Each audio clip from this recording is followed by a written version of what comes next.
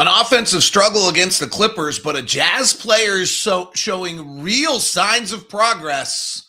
It's another development success for the Utah Jazz. It's next on Locked on Jazz.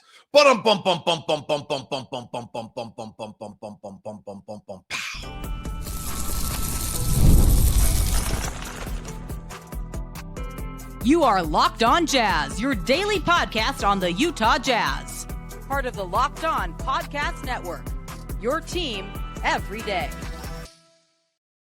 How are you? I'm David Locke, radio voice of the Utah Jazz, Jazz NBA insider. This is Locked on Jazz. It's your daily podcast on the Utah Jazz, giving you insight, expertise, geeky numbers, and hopefully making it way better to be a Jazz fan each and every day. Thank you so much for making Locked on Jazz your first listen. And thank you for making Locked On the #1 sports podcast network. On today's show, Will's Wednesday will be a little different. I'm going to share with you what he said and a conversation that I had with CJ Miles and dig into that a little bit. Unfortunately, the audio video is not available, and last week I screwed it up. Anyway, we'll talk about the Warriors and Clippers and how they actually might be the key to the Jazz rebuild. And then we'll look at last night and the progress of an individual player that is once again in natural and encouraging to see in a developmental year. So last night, Jazz and the Clippers. And by the way, today's show is brought to you by FanDuel. FanDuel, the last call for football on FanDuel. If you're a new customer, you get $5 and you get $200 in bonus bets if you win. So last night's game, Jazz playing without Nurk and without Keyonte. They just didn't have enough offense. I actually thought defensively they were okay. Like they had a game plan on Harden and Kawhi, and other than letting go of the rope for a few plays on Kawhi. But Kawhi's like, okay, so you don't execute perfectly on Kawhi because Kawhi's great. And I thought they let go of the rope a little bit in the third quarter. I really thought that it was a pretty decent defensive night, and the data kind of shows that. The game before it became a blowout, cleaning the glass froze it at 5:43 left in the fourth quarter. Jazz defensive rating was a 120, which isn't super, but without Nurkic this year when Kevin Love's been at center, we've been at like 130 and Flip's not a center. So 120 is kind of fine. The problem last night was the offense was a 97.6. And that's not good. So the Clippers really, and then the third quarter, I thought the Clippers really got into it and the game changed when Chris Dunn actually dominated the third quarter of that game. So that's the story to me. I mean, it's not surprising, but we just couldn't score. In the half court, we had an 86.9. We didn't get in transition hardly at all last night, which is interesting because I think when you told Keyonte wasn't playing and Isaiah would be the point guard, you would have thought that we would have played in transition. We did not get out and run hardly at all in last night's game, according to Cleaning the Glass, which is just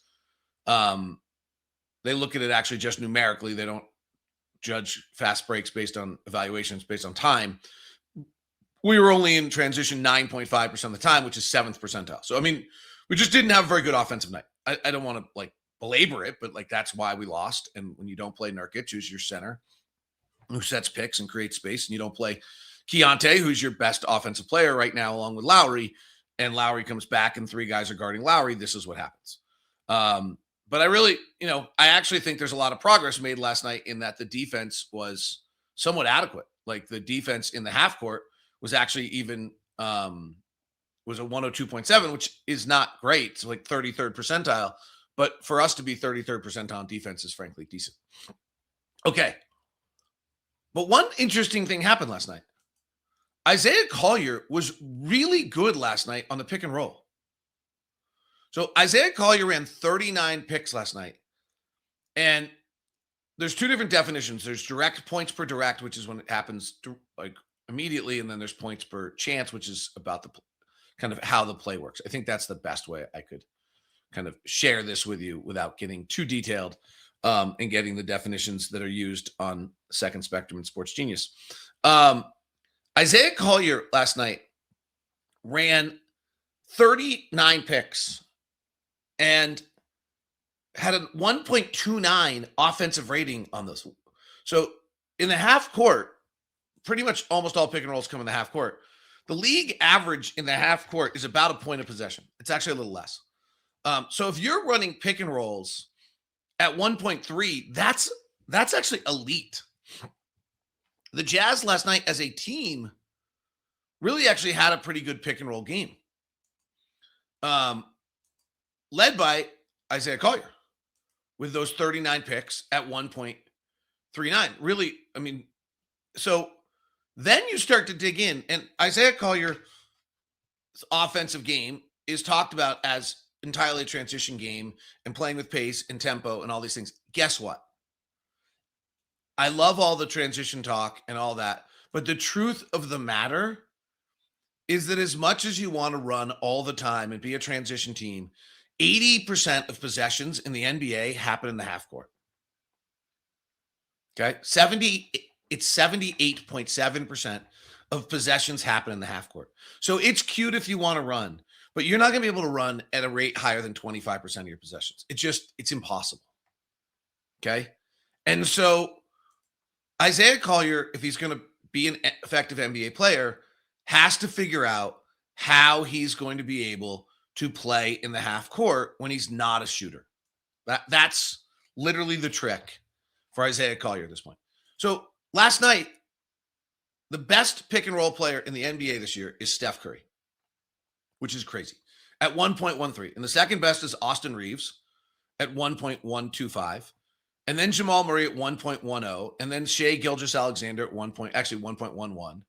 And then De'Aaron Fox at 1.10. And then Bones Highland, surprisingly, but not a very big sample size and probably shouldn't be in this list. And then Luka Doncic. Okay, so those are the best pick and roll guys, and they're all between 1.13 and 1.18. For one night last night, Isaiah Collier was a 1.29. So that's how elite his pick and roll play was last night.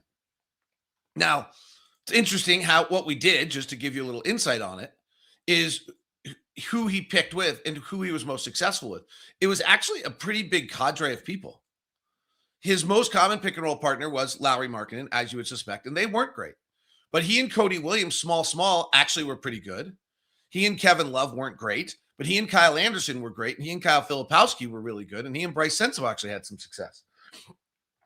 There's probably something that Isaiah Collier is better on a small pick and roll, because if he's got a big involved, and he has to suddenly try to attack that big and they drop, that's not going to work, or they go under. But if he can try to get a small switch, there might be something where Isaiah Collier's discovering something. And this actually backs up a little bit of a trend for the entire season. Last year, Isaiah Collier's pick and roll was one of the worst in the entire NBA. So he was 0.865 on a pick and roll last year. And if I dig it up, I probably have the numbers somewhere, or I've deleted them because it's just not that productive a number for me to have. But my memory on this, and maybe I will find it, no, I've deleted it. Is that last year, I think he's about 97th out of 100 of all pick and roll offensive players, something of that sort. I can find it again for you. I'm close on that. This year, he's at 0.94. I have always felt that it takes at least between 3,000 and 5,000 picks for you to start to break through as a pick and roll player in the NBA. And Isaiah Collier last year ran 650. Last year ran 1,100, and this year's run 650. He'll be right there. He'll be at 2,400. And he's gone from 0.87 to 0.94 on pick and roll chances. And on direct plays, he's jumped even more. This is pretty interesting and pretty exciting. This is what, subtle things we're looking for inside of a season to show that progress is being made. And then if we start to dig in a little bit more to the next level, are we onto something that what we saw last night is actually a trend that if he can play with a small pick and roll combination, that he's better. So if you look at it so far this year, when Isaiah plays with Lauri, he's a 0.98. When he plays with Flip, he's a 0.95. But when he plays with Nurk and plays pick and roll Nurk, he's 0.80. So he does really struggle with like a bit Nurkic on a pick and roll because Nurk's not really rolling. He kind of pops, and then the big's on Isaiah, and there's not a play to be made. Where he's having success is with some of the other guards and wings and things like that. Not huge success and not a huge sample size, but a little bit of Flip and Lauri probably popping, because both those guys are poppers, not a roller, and Nurkic is not a very good pick and roll big, are where he's having his best success, because it opens up the floor and lets him drive and get to the basket. And he hit the midi a few times the other day, and he's playing better. There are issues still that are, I don't want to, I'm not sitting here trying to sell like Isaiah Collier is the second coming, but what we're trying to watch this year is guys making progress. And there's some real signs of Isaiah Collier making some nice steps in the right direction in his pick and roll game, in his offensive game, which is part of his bugaboo. Frankly, his defense is a bigger bugaboo right now, in my opinion, than his offensive stuff. There's too many times where I see him miss a rotation, somebody's open for three, and I don't always know that I'm right, but it feels that way. And the data show, the plus minus shows it. But this is really nice. This is really nice progress from a really talented kid.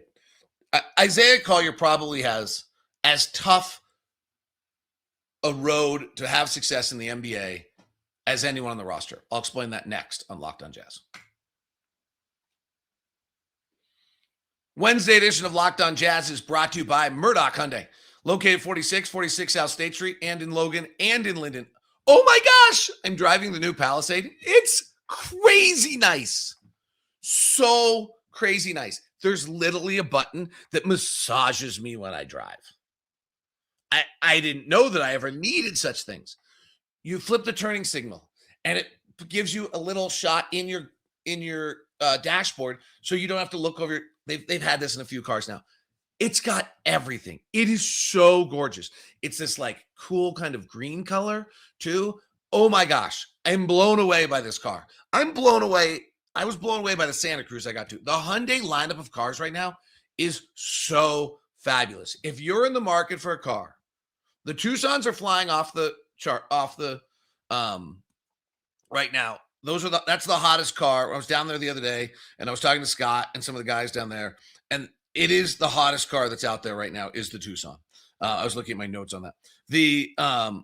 I drove the Santa Fe and thought it was incredible because it was hybrid, and you put the gas in and it runs to like 600 miles close. It's a little exaggeration, but it's close. And then this Palisade is just truly a gorgeous, gorgeous, gorgeous automobile. I cannot believe how great it is. So if you're in the market for a car, let's set you up with a VIP meeting over at Murdoch Hyundai. And right now, by the way, if you mention my name and you get through the end of the month, you get free 1-year maintenance plan with a purchase of a new or used vehicle. That's like a $200 value. So let's get you set up. You'll mention my name. We'll get that taken care of. And we'll get you a VIP meeting at Murdoch Hyundai in Linden or in Logan or in Salt Lake and get you to check out these cars because they're just crazy, gorgeous, fabulous, amazing. I just love it. Totally blown away.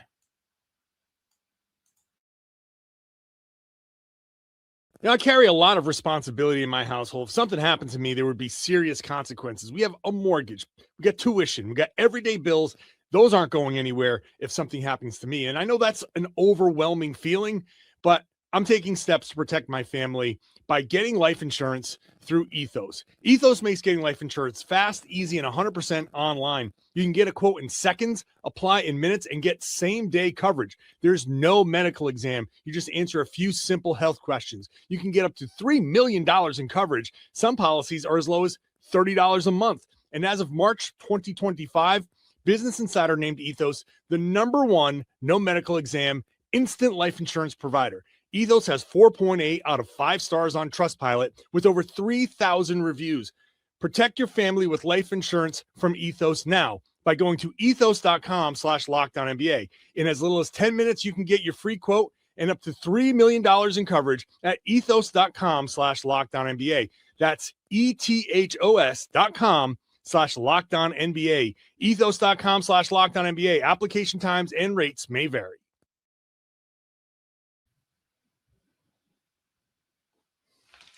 Thanks so much for making Locked On Jazz your first listen of the day. We are free and available on all podcasting apps. And thank you for making us #1 sports podcast network. As we head toward the trade deadline, I hope to make the Everyday program just incredible because every time there's a rumor, I'm going to give you my thoughts on it, what it means to the Jazz, if the Jazz can get involved, how it matters, all those kind of things. And that's going to be part of the Everydayer program.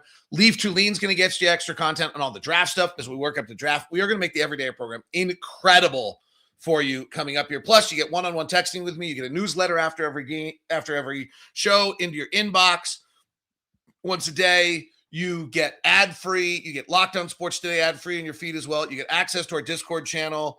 You get access to the Locked On Podcast Network team store and 15% off. That's all if you're part of the Everyday All Access program, which is $15 a month or $150 a year. Love to have you jump aboard. Love to be a part of this exclusive group. I've gotten pretty good reviews from the people that are doing it right now. If they really like it, I'll share some of those if they don't mind coming up. And then in addition to that, if you want to just do the Discord channel, it's part of the exclusive Discord channel, which we're trying to make old Jazz Twitter fun.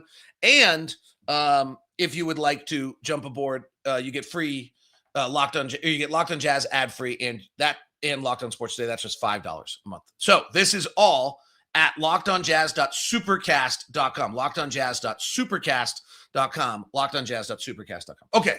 Here's what I think Isaiah Collier is the toughest. I was talking to someone who's really smart who was saying this to me. So every athlete, every person probably has an anchoring event in their life, like something where they kind of both positive or negative, right? That they're raised in a perfectly fabulous environment and it gives them this incredible confidence to move forward. And that's their anchoring event. They get an accolade at a certain moment in time and they get rewarded for it and they put in hard work. And then that's how they learn how to have work ethic forever. Well, you could be something terrible. You're raised in a house that leaves you with some scars and those scars are always a part of your life. Like there's just always an anchoring event. And like Isaiah Collier at one point in time was the number one high school recruit in the country. And that is probably his anchoring event. And that is the expectations that he had of where his career was going and what he's done. Second part, so that's part one. Part two is that Isaiah Collier has super sick skills, right?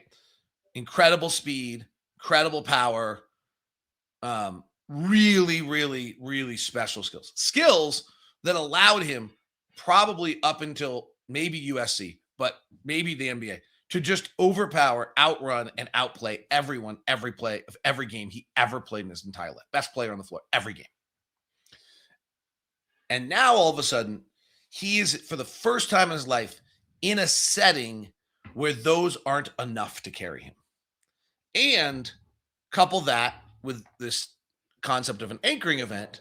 The anchoring event is that he's supposed to be unbelievably great. So when you suddenly couple those two things, I think it's hard for Isaiah to figure out what his lane of success is going to be in the NBA. And it might take him a tiny bit longer to get there, to figure out that lane. Like, I think he's going to have to be a tenacious defensive force with his power. Okay, well, that is certainly something he's never been asked to do ever in his lifetime. And then in the half court, he's going to have some of this pick and roll, small space driving kind of stuff is going to be good, and a selective shooter, but probably in the ilk of like a Javon Carter or even a McConnell or someone like that. Not someone who's scoring 25 points a night and on the way to being an all-star. But everything about Isaiah Collier's life up until the NBA was that you were going to be an all-star until draft night, frankly. And so I just think it's a huge transformation that he's going through. We just have to have some grace for it. That's just my point on that. So super great. And he's making progress, and we're seeing him figure out, okay, well, my pick and rolls, and right now his pick and roll probably with a big where another big's involved and drops and he can't get to the basket is not as good. But if you can play him small pick and roll and interchange, and if you have a lineup in which you play 5 out, Isaiah Collier would be terrific. I said this pregame. I kind of wanted to see him and Walt play together so he could play 5 out. So interesting enough. All right. I have an interesting thought about these last two opponents we have together. And the Warriors and the Clippers, to me, in a lot of ways, are going to dictate how our rebuild goes. As we try to rebuild and get better, there's no doubt Oklahoma City is going to be there sitting at the top unless something changes for quite a while. San Antonio with Victor, we'll see on Stephen Castle shooting and Dylan Harper shooting, but with Victor, they're going to be up near the top. They're there right now already.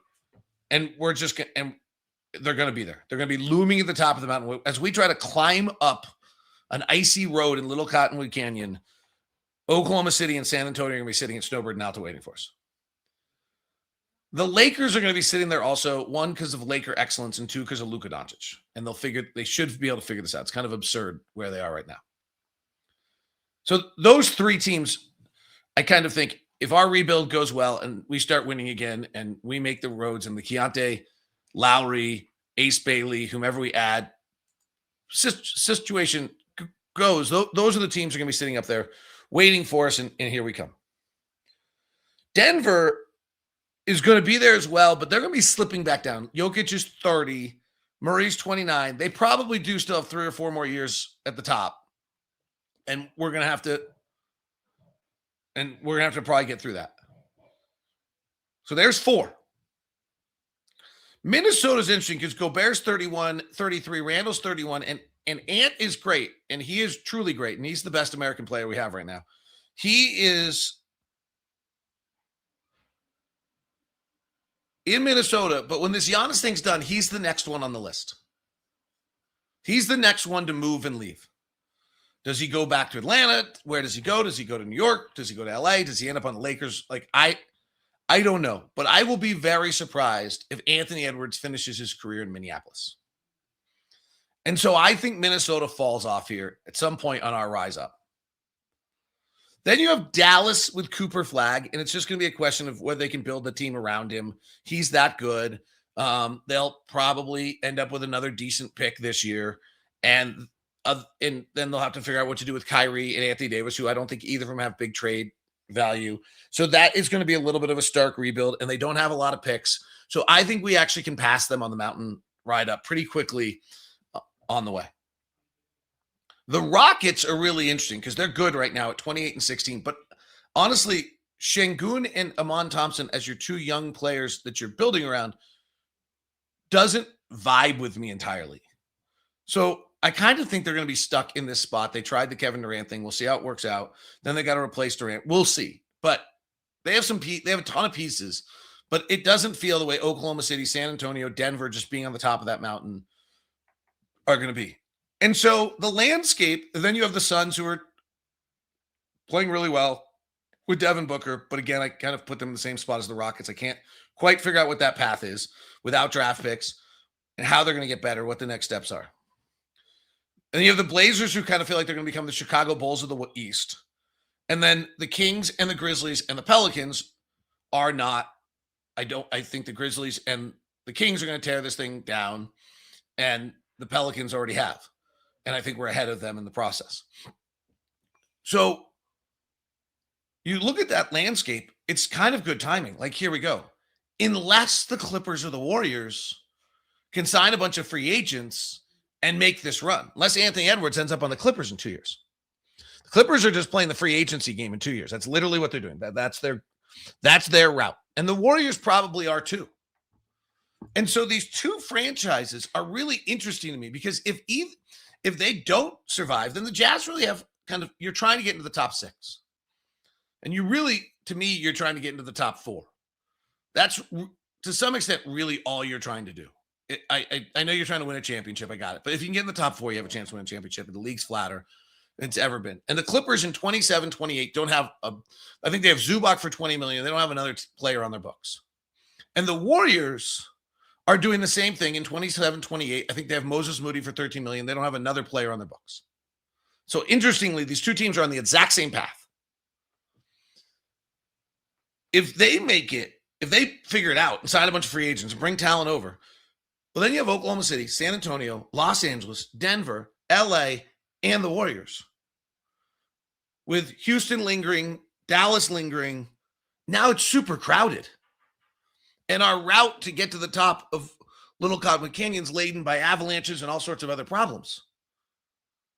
But if you have Oklahoma City, San Antonio, the Lakers,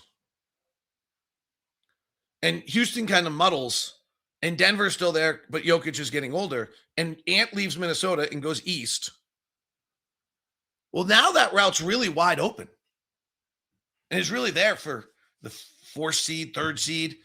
So it's interestingly, in these, when we're trying to click in at 27, 28 next year, and then the year after, and The Warriors and Clippers both are starting from ground zero free agency in a world that doesn't have free agency. And if they're able to do it, it makes our route really crowded. But if they miss, our route's really open, and it's a great timing for us. But it's a really interesting thing that these are two of the most important franchises to where we're going. All right, some thoughts on player development from CJ Miles, Will Hardy, as we continue here on Locked On Jazz.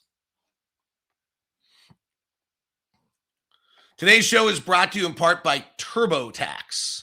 That's right, TurboTax. It's tax season kind of already, and tax season doesn't need to take over your life. TurboTax is making it easier than ever just to hand things off and move on with your day. With TurboTax full service, you can have your taxes done for you by trusted local expert, starting to finish without the stress or the guesswork. Instead of spending hours trying to figure out forms, you can meet with a local TurboTax expert in person and connect online. They can handle everything from W-2s to self-employment forms and work to get you every deduction. You can upload your documents to go for your day, get updates right in the TurboTax app. It's a huge time saver, gives you real peace of mind knowing an expert is handling. So here's how it works. For a limited time, you can have your taxes done by a local TurboTax expert, just $150 all in, if a TurboTax expert didn't file for you last year and you file by February 28th. That take taxes off your plate and get back to your life. Visit TurboTax.com/local to book your appointment today. That's TurboTax.com/local to get your TurboTax taxes done today. Today's show is also brought to you by FanDuel. FanDuel, it's the last call for football on FanDuel. One final Sunday, one last kickoff. Seahawks! The final chance to get in on the action before the NFL season officially comes to a close. It's Super Bowl 60, and FanDuel's making sure you're right in the middle of it with a special offer just in time for the biggest game. Whether you're backing your favorite team, riding the underdog, building one last same game parlay, this game is for everyone. This is where the predictions turn into plays, stats turn into storylines. Every snap feels bigger. So here's what it is. Perfect way to cap off the season. If you're a new customer, bet $5. You can get $200 in bonus bets if you win. Make it count.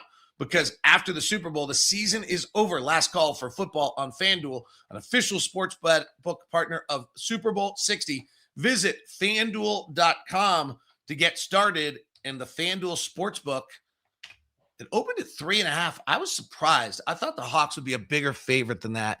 It's now up to 4.5. I kind of thought it was going to get to 5.5 or 6, but maybe that's just too much for a Super Bowl. Jazz tonight against the Warriors. Warriors are a 9.5 point favorite in that one. So I had an interesting conversation with CJ Miles the other day, and he was talking about how when he came into the league, if he didn't play, he would be just kind of sitting around and like wasn't a coach for him. Instead, he would end up basically finding a ball boy and getting shots in. And then he goes to Cleveland and time has developed. And all of a sudden there's a coach, there's a few extra coaches, and the coach gets, that coach suddenly tells him that it's time for him, him to work. But that coach probably has, 3 or 4 players and divides his time amongst them. And then by the end of his career, like there's a coach attached to him and they're watching film and they're shooting every single day. And right now, if you're a Jazz player, if you go to shoot around, you'll get there either early and shoot with your coach or after, depending which you prefer. And then you'll meet with your coach to go through film. Then you'll come to the arena, do a whole workout session with your coach and go through more film. And then you play the game. And then on a practice day, you're having a whole session with your coach and film. The amount of time you're spending now with coaches and in development is so much bigger. And we keep talking about how skilled and good all the players are today. And this is the reason. Will Hardy was really interesting on this yesterday. This is our Will's Wednesday aspect, because he talked about how, yes, this is, and we've gotten way better at it. And obviously it related also, Mark Cuban was the innovator of this, but also like when we suddenly realized we're spending, $8 million on every player, then we started spending more money investing in them. It really makes a lot of sense. But the other aspect that Will talked about it from a negative standpoint is sometimes we get our players to the point where they're not thinking or engaged in their own process. That they just come to the arena and the ball comes out, okay, do 20 of these, do 10 of these, do 15 of these, and they're not owning it. And so one of the things that Will really tries to make sure happens is that the players own their process and that the players are engaged in what building it is, what skills they're working on, so that they're engaged in it and it's theirs as well. And I just thought it was a really interesting perspective. I've definitely truncated it to what our player development is, but also how important, even if you're doing it all right, the player has to be fully engaged in it. I mean, to the point of Isaiah Collier, you have to have him understanding where he is and where he's trying to go and what you're trying to do with it. And maybe the player's not totally in line with where maybe he thinks he can go somewhere you're not entirely sure. I think you have to let them try. I think you have to let them try to make that big step along the way. All right, that is Locked On Jazz today. Thanks very much for tuning in. Thanks for being a part of it. Tomorrow we'll react to Jazz Warriors, plus Thursday edition of the show is our points gained. Friday we will have another Ask LOJ edition as always. If you want to join the Everydayer Club, we'd love to have you and hopefully bring you amazing content and insight, information, and data and all sorts of fun stuff at lockedonjazz.supercast.com. Everydayer Club, lockedonjazz.supercast.com. Jazz Warriors tonight. If you're coming to the game, bring your noise-canceling headphones and get the Event Sound app, and you get the play-by-play and exclusive broadcast with Ron each and every day. Have a wonderful day. Thanks for tuning in. We will talk to you tomorrow and tonight on Postcast here on Locked On Jazz. We now send you the first ever 24/7 national NBA channel, Locked On NBA, on YouTube. Otherwise, make sure on audio you get Game Night, every game,